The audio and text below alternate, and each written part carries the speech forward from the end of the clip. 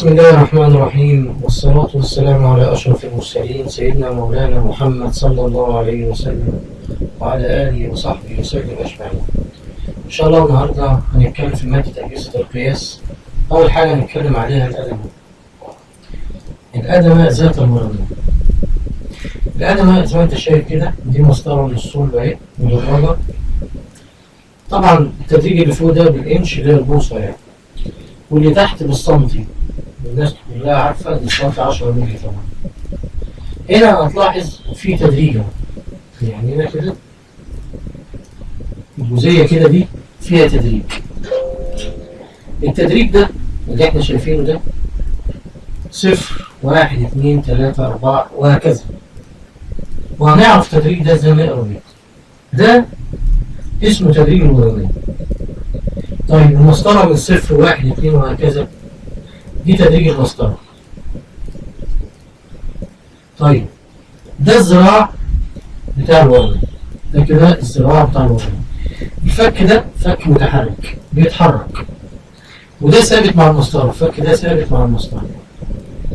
طيب الورقية دي بتقيس 3 أبعاد: أبعاد داخلية وأبعاد خارجية والأعماق.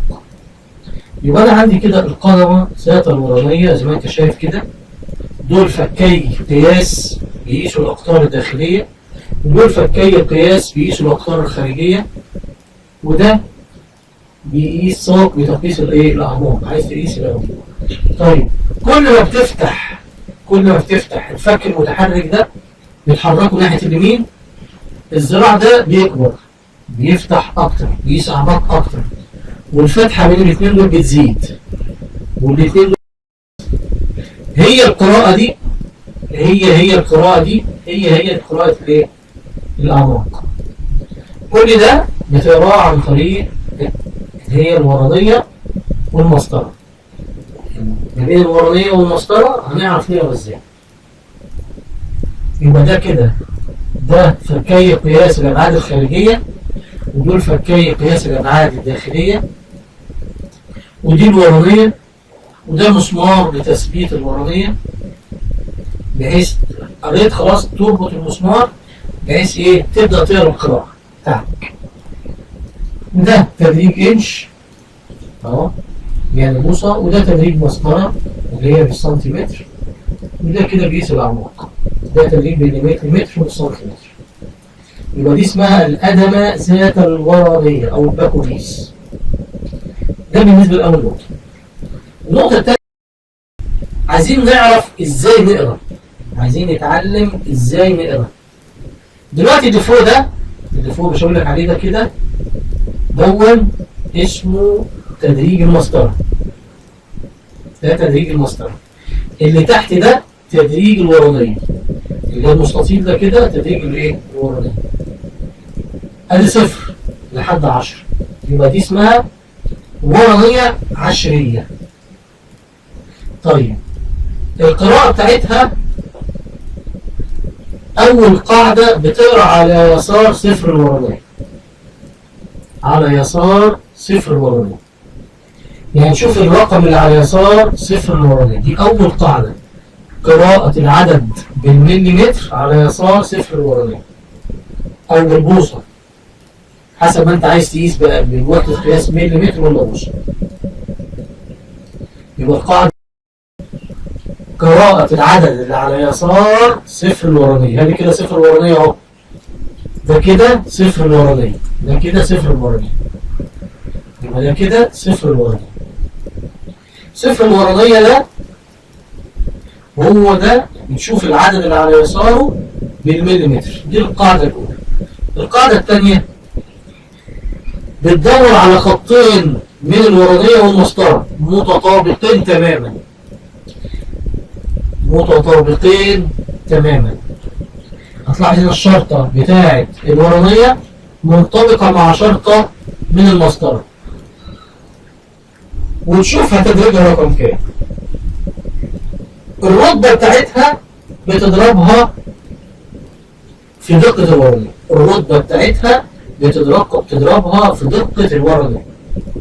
ده بالنسبة القاعدتين لازم تاخد بالك منهم تماما عند الايه؟ عند القياس. يوجد 3 انواع من الورانيات. ورانيات عشريه بتقدر الحساسيه بتاعتها بمقدار 1/10 مللي. ورانيه عشرينيه بتقدر حساسيه الادمه العشرينيه 5 من 100 مللي. ورانيه خمسينيه وتقدر حساسيتها بدقه 2 من 100 مللي. طيب اللي قدامنا دي، تعال نشوف كده الأدمة اللي قدامنا دي. الأدمة اللي قدامنا دي طبعا مش أدمة كاملة، احنا واخدين جزء اللي هنقرا عليه بس. يعني من أول 0 هنا لحد 10 تدريج الورانية العشرية، وفوق هنا تدريج المسطرة. طبعا أول قاعدة بنقرا العدد الصحيح اللي على يسار صفر الورانية. هنا دي 5، طبعا 5 سنتي يعني 50 مللي، ودي 5 مللي يعني 55 مللي، و2 مللي اهو يبقى 57 مللي. يبقى العدد الصحيح على يسار صفر الورانية 57 مللي. بتدور على شرطتين من الورانية والمسطرة منطبقتين تماما، وتشوف رتبتها رقم كام. طيب هنا الشرطة زي ما انت شايف السهم، مش هقول لك على شرطة اهي. شوف الرتبة بتاعتها كام. ادي 1 ملوش تاني 3. 3 نضربها في حساسية الورانية اللي هي العشرية. طب عرفت ازاي يا استاذ ان هي عشرية؟ فيها 10 شرط اهو. ادي شرطة 2 3 4 5 6 7 8 9 10. 10 شرط، 10 اقسام. يبقى دي 3 من 10 اهي. يبقى 3 تضربها في 1/10 يديك 3 من 10. يبقى العدد الصحيح 57 مللي، والعدد العشري 3 من 10. يبقى 57 و3 من 10 من الملي. هنا بقى أدمة عشرينية اهي. أدمة عشرينية فيها كام شرطة؟ أدي كل هنا دي كده اهي. أدي 1 قسم 2 3 4 5 6 7 8 9 10 11 12 13 14 15 16 17 18 19 20. يبقى دي أدمة عشرينية. نفس القاعدة بالظبط، نقرا العدد الصحيح على يسار صفر الورانية. على يسار صفر الورانية هنا ايه؟ ادي كده 2 سم يعني 20 مللي. وادي هنا 5 مللي ب 25 مللي، 26 27 28. يبقى العدد الصحيح اللي على يسار صفر الورانية 28 مللي. طيب العدد الكسري بقى، مش احنا بنبص كده الشرطتين دول رتبتها رقم كام؟ دي رتبتها رقم كام بتاعت الورانية؟ تعد 1 2 3 4 5 6 7 8 9 10 11 12 13 بقى. الرقم 14. 14 لما تضرب في 5 من 100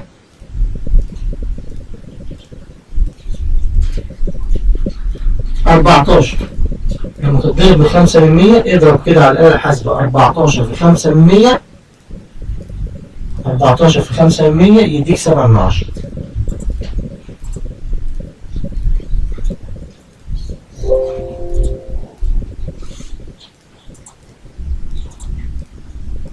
في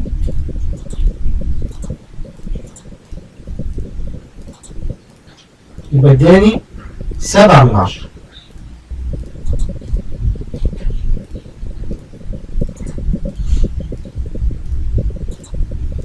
اداني 7 من ايه؟ اداني 7 من 10. يبقى ضربنا ال 14 في 5 من 100 طلع 7 من 10. يبقى العدد الصحيح اللي على يسار صفر الورانية طلع كام؟